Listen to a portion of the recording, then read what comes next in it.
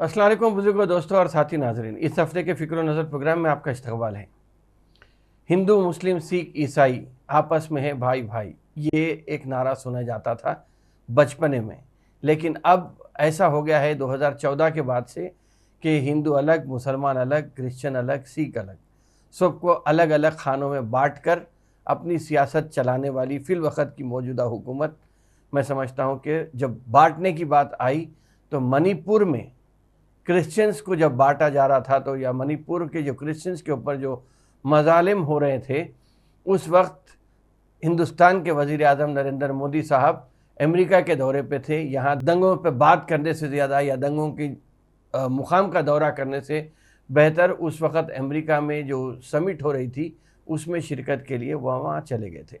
बहरहाल मुसलमान, क्रिश्चियन और दलित, मैं ये कह सकता हूँ कि फ़िल वक़्त कि हिंदुस्तान में या मोदी के हिंदुस्तान में फ़िल वक़्त सेफ़ नहीं है। मैं सिखों का नाम नहीं लिया हूँ इसलिए कि सिखों का मामला ये है कि सिख अपनी हिफाजत खुद करने के अहल हैं। आप देख सकते कि फार्म बिल जब आए थे, 4 फार्म बिल्स को वापस करने के लिए वो जिस हट धर्मी के साथ उसकी मुखालिफत करते नज़र आए, हुकूमत को अपने घुटनों पे आना पड़ा और वो फार्म बिल वापस लेना पड़ा।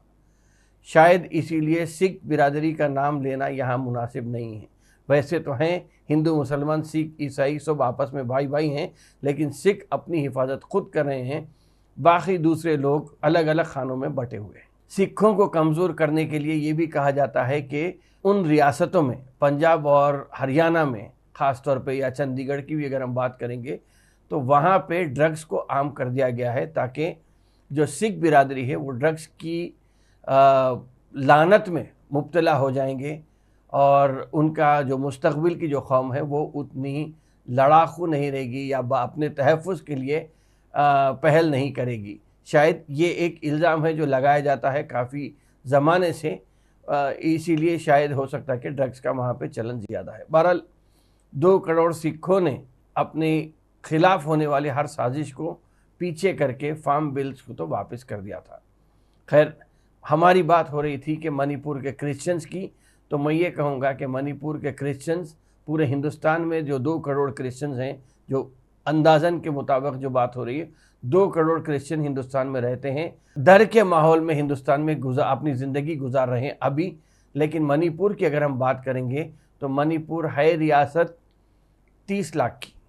उसमें 14 लाख क्रिश्चियंस हैं, 14 लाख हिंदू हैं या 16 लाख हिंदू हैं और 8 लाख मुसलमान हैं। ऐसी रियासत में जहाँ पे क्रिश्चियंस की जान और माल को नुकसान पहुँचाया जा रहा था, 300 चर्चेस को वहाँ पे जला दिया गया था, तो ऐसे इशू को लेकर, इस मसले को लेकर यूरोपियन पार्लियामेंट ने इस पर बहस करने का मौजू बनाया है और वो कल जुमे के दिन इस पे बहस हो रही थी पार्लियामेंट में। लेकिन सोचना ये चाहिए कि 2 करोड़ क्रिश्चियन जो पूरे हिंदुस्तान में रहते हैं, 16 लाख क्रिश्चियन जो मणिपुर में रहते हैं, जिनके ऊपर जुल्म व बर्बरियत वहाँ पे गुजरी है, ऐसी रियासत को यूरोपियन पार्लियामेंट जैसे इतने बड़े पार्लियामेंट में मुद्दा बनाया गया है। और 20 करोड़ मुसलमान हिंदुस्तान में रहते हैं और जो 2014 से अब तक भी जुल्म का शिकार हैं, लेकिन किसी अरब मुल्क ने, अरब लीग ने या कोई शाही ख़ानदान का फ़र्द ने इस पर कोई आवाज़ तक नहीं उठाई। अफसोस इस बात पे है कि हम वहाँ तक नहीं पहुँचे या हमारी फ़िलवक़्त कोई अहमियत ही बाकी नहीं रही। इसके ऊपर सोचने की ज़रूरत है। मगर ये बात ज़रूर है कि हदीस में जब हिंदुस्तान का ज़िक्र आया तो उसमें हुज़ूर अकरम सल्लल्लाहु अलैहि वसल्लम ने फरमाया कि मुझे हिंद की तरफ से ठंडी हवाएं आ रही हैं। बस यही मैं समझता हूँ कि हिंदुस्तान के, बल्कि बर सग़ीर के मुसलमानों के लिए काफ़ी है कि हमें हदीस में हिंदुस्तान का जो और ठंडी हवाओं का जो ज़िक्र मिला है, वही हमारा हौसला बरकरार रखने के लिए काफ़ी है। बहरहाल बात हो रही थी क्रिश्चियंस की, तो इम्फाल टाइम्स ने अखबार ने अपनी सुर्खी लगाई थी कि आपको यहाँ पर भी तवज्जो देने की ज़रूरत है। उस पर यूरोपियन यूनियन ने उस चीज़ को लेकर मौजूद बहस बनाने के लिए ये मसला उठाया है। तो अखबार की जो अहमियत है उसका अंदाज़ा यहाँ पे लगाया जा सकता है कि किस हद तक अखबार आवाम को या तवज्जो अपनी तरफ मरकूज़ करने में कामयाब हो सकता है। तो मीडिया अगर सही तरीक़े से काम करता है तो यकीनन वो मुल्क की बेहतरी के लिए, जमहूरियत की बेहतरी के लिए, हुकूक़ इंसानी की बेहतरी के लिए या हुकूक़ इंसानी की जहाँ पामाली होती है उसको बचाने के लिए मीडिया बहुत काम आज के ज़माने में भी, चाहे वो मीडिया सोशल मीडिया हो या प्रिंट मीडिया हो, बहुत ज़्यादा अपना असर रखता है। मोदी गवर्नमेंट ने यूरोपियन यूनियन के फ़ैसले पर जब बहस होगी पार्लियामेंट में तो उससे अपनी मदाफ़ियत के लिए एल्बर एंड गेगर की कंपनी को, वहाँ पे जो लॉबी करने वाली कंपनी है, उनसे उनको रुखुमत अदा करके हिंदुस्तान के बचाव के लिए आगे का अपनी मुहिम चलाने के लिए उन्हें इजाज़त दी है। बहरहाल ये चीज़ तो यूरोपियन यूनियन है, यूरोपियन यूनियन का फ़ैसला भी आ जाएगा। बहस किस सिमत में गई और किस हद तक उसकी मदाफ़ियत हुई या हिंदुस्तान के मौक़िफ़ को वहाँ पे पेश किया गया, ये तो एक दो दिन में अखबारात की ज़ीनत बन के सामने आ जाएगा। मगर हम एक और बात करेंगे, ये तो हुआ मणिपुर से यूरोपियन यूनियन जाने का मसला। हिंदुस्तान की अगर हम बात करेंगे तो हिंदुस्तान में एक नारा दिया गया था कि सबका साथ सबका विकास। सबका साथ सबका विकास के बाद ये भी कहना ज़रूरी है कि मुसलमान बकवास। ऐसा क्यों हो रहा है? या जिसकी लाठी उसकी भैंस, या चढ़ते सूरज की पूजा करना, या जिधर हरी उधर चरी, जो इस किस्म के जो मुहावरे होते हैं वो फिल वक़्त ऐसा लग रहा है कि हिंदुस्तान के ऊपर, हिंदुस्तान के मुसलमानों के ऊपर जब जुल्म ढाए जा रहे हैं तो उसी वक्त पे मैं समझता हूँ कि काफ़ी लोगों को ये अच्छा दिख रहा है। तो लोग आजकल बीजेपी को चंदा देने की लाइन में या एक किस्म से पूरी जुस्तजू लगाकर बीजेपी को चंदा दे रहे हैं। खैर, जिसके नाम की आजू बाजू सी दिख रहा, सी से मुराद ABC का सी जो होता है, वहाँ पे CBI पहुँच जा रही, ED पहुँच जा रही, IT पहुँच जा रही, तो शायद हो सकता है कि इसीलिए बीजेपी का जो चंदे की जो दुकान चल रही है, या मैं ये कहूँगा कि चंदे का जो धंधा चल रहा है, उस पे अगर हम बात करेंगे तो बीजेपी को इलेक्ट्रोल बॉन्ड से 5,271 करोड़ रुपए की आमदनी हुई है। दूसरे पूरे पार्टीज़ को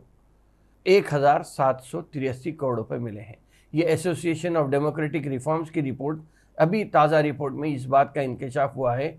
और इसमें ये भी कहा गया है कि 31 रिकग्नाइज्ड पॉलिटिकल पार्टीज़ के ऊपर ये रिपोर्ट बनी है, जिसमें 7 नेशनल पार्टीज़ हैं और 24 रीजनल पार्टीज़ हैं। तो इन रिपोर्ट में ये बात भी आई कि 2018 में जब ये इलेक्ट्रल बॉन्ड्स आए थे तो उस वक़्त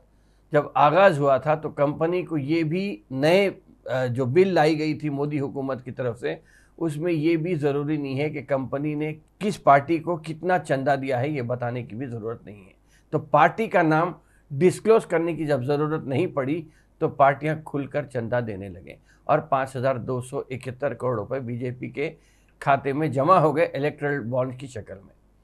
नए कानून के एतबार से अगर हम बात करेंगे, शायद इसीलिए है कि चंदे का जो धंधा है नए कानून के हिसाब से वो अच्छा चल रहा है पूरे हिंदुस्तान में, और बीजेपी को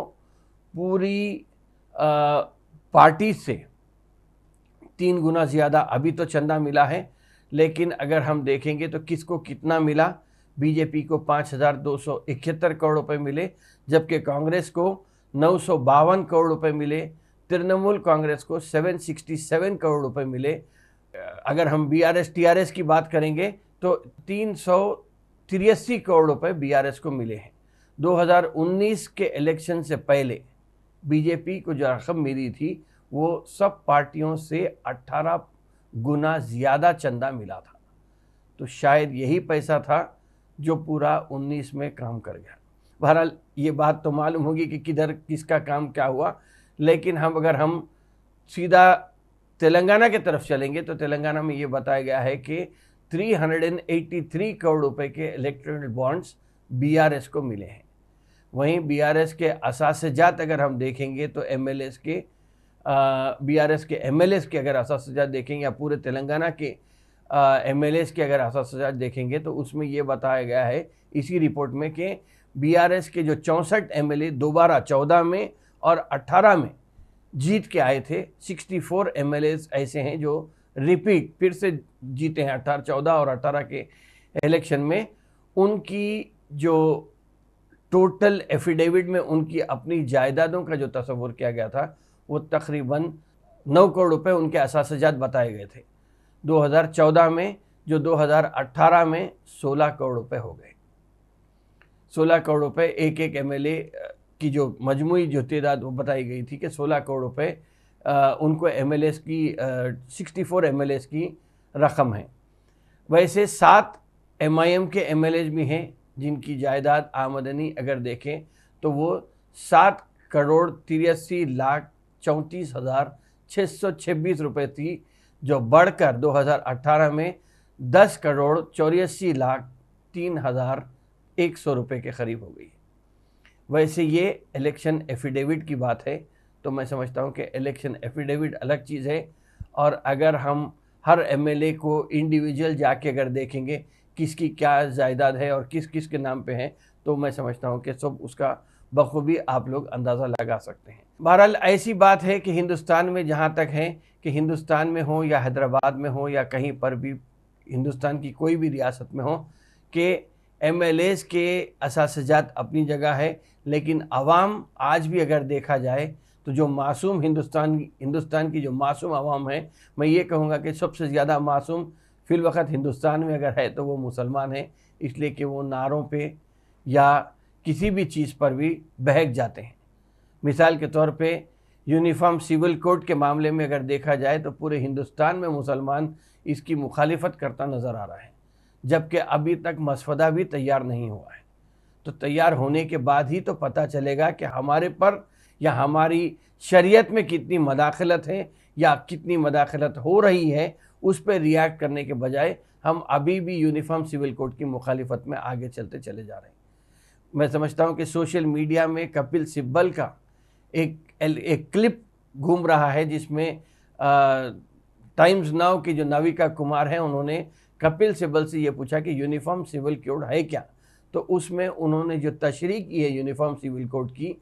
उन्होंने ये कहा कि गोवा में यूनिफॉर्मिटी पूरे हिंदुस्तान में अगर देखा जाए तो वहाँ पे यूनिफॉर्मिटी नहीं है और हिंदुस्तान में यूनिफॉर्मिटी लाई भी नहीं जा सकती।